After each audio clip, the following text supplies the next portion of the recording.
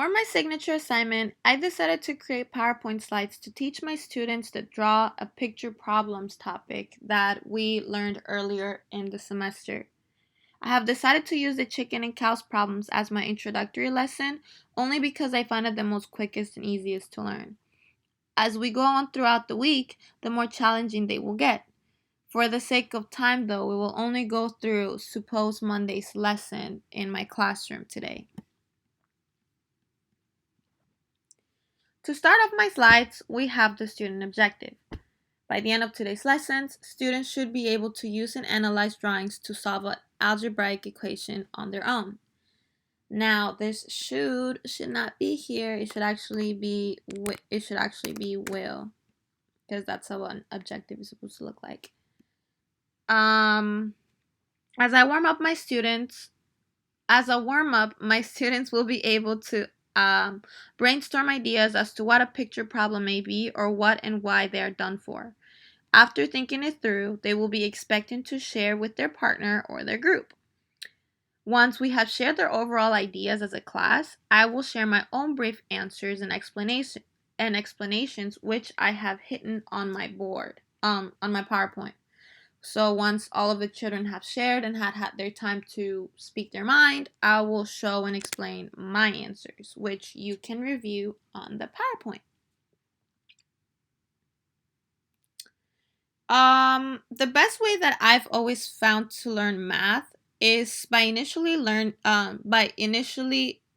learning and solving through it together, sort of like a team. Therefore, my following slide is a practice problem in which I will solve in detail with my students. This form of teaching will hopefully allow them to understand or have a rough idea on what they will be independently practicing for the rest of class. Here's my practice problem. A farmer has a total of 21 heads in her barnyard. There is a total of 54 legs. How many cows and how many chickens are in the barnyard? As you can see, I made it pretty visual for the children to imagine. As we go on and solve it, my students will have a copy of this practice problem with the following slides, which are the steps given to solving it. So they will have a worksheet and their first worksheet, which will really just be like notes. They'll be filling notes where they are going to be expected to copy down our work as we're solving it together. I don't know if that makes sense. I kind of got stuck while I was trying to explain what I was saying.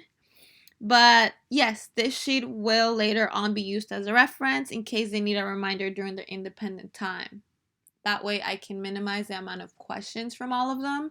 If it is just that they forgot one of the steps, they can look back on the reference sheet and see what step they're missing or what is it that they have to do next.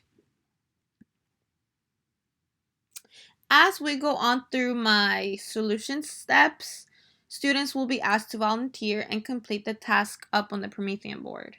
This way, my students are not only watching, writing, and listening, but are also interacting with the problem itself. The way that I decided to break down how to solve this problem is not long, but it is very facilitated for them. I think that's the best way I could put it. Of course, when we went over it in class, it was already easy as it was itself, but I try to put myself into a third grader, fourth grader, fifth grader's head, and I figured, okay, like, how can I make this easier for them? So I've created a 4-step solution process that they will be able to use in future problems such as this one. So let's start. My first step is to reread and break down the problem. As you can see, I've tried my best to virtually show how I'd break down a problem. I use different highlighting colors to break it down. A farmer has a total of 21 heads, matches up with the 21 heads in total. There's a total of 54 legs, and that matches with the 54 legs in total that we have down here. I've kind of set it up in the way that you've taught me and got me in the habit of doing. And lastly, I rephrased the question highlighted on the top.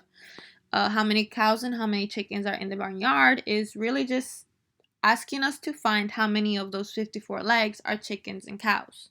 So that way my students will know, oh, we're looking at legs. We're looking, like, the answer has to have legs. Therefore, how many cow legs and how many chicken legs are of those 54 legs in total.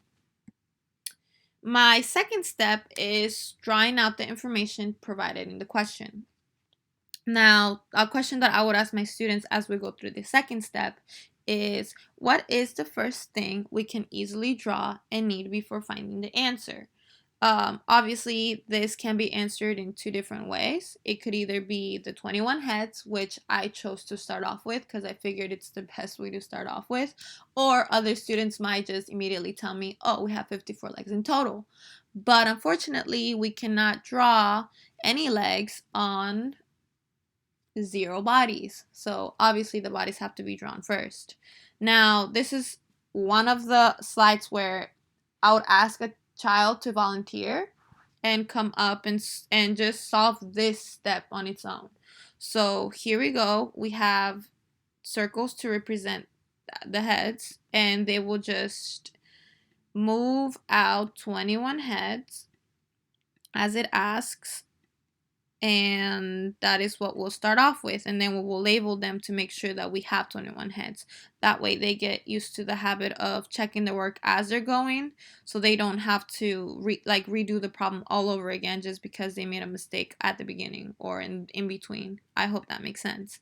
Now, for time's sake, I don't have enough time to put on the 21 heads, so I'm gonna move on to my next step, in which I've already put out 21 heads and they've all been labeled. As you can see, I've also scratched out the 21 heads from the list that we've had because we already did that. There's no need to do it again or go back to it for right now. This is another interacting slide. So number 3, it's still like number 2. Draw out the information provided in the question. We still have given information that we have yet to draw out. So we're going to continue, but it is something else that we have to draw now. So what I would ask my students, or the way that I would ask my students to move forward with this, is by reminding them, okay, we drew the heads. What are we going to draw next? What is something that both cows and chickens have? Hopefully by the time that I ask what are we drawing next, my kids will be able to say legs. Now, if they can't, I will obviously make it a bit more obvious and ask them, like, what is something both chickens and cows have in common, or what like, I'll go back to the question and ask them, well, what is it that we're looking for? The given answer is legs. From knowing that we're looking for legs, or what we have to draw next are the legs, now I'm gonna get them to answer the question of, well, in terms of legs, what is it that both chickens and cows have? Now, I'm hoping that most of my students will be able to say, well, both chickens and cows have at least 2 legs. And if they are not able to answer that, I will obviously just say, well, at the least, how many legs do both chickens and cows have? Which are 2. So we draw 2 legs on each head now, which means we're going to make them all chickens at first.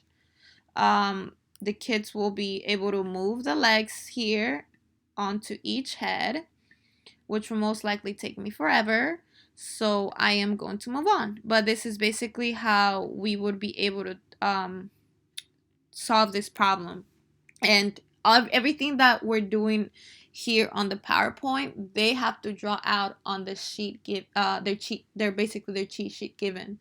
So all of this work that I'm doing right now is what they have to be doing as well on their papers, just for their own sake, for them to actually have a reference on how to do these things, and they can keep it as notes for later future as well. We're still on question number 3, because now there's more legs we need to draw. This is after we complete all chicken legs. Now all heads have legs. The next question that I would ask my students is, well, we drew the chicken legs. What are we drawing next? how many legs do we have left to draw? Now, there's obviously two ways on figuring this out. One, they can count the legs that we've given the heads, which total 42, or they can take the total of 54 legs and subtract the 42. I'm going to ask them what is 54 minus 42.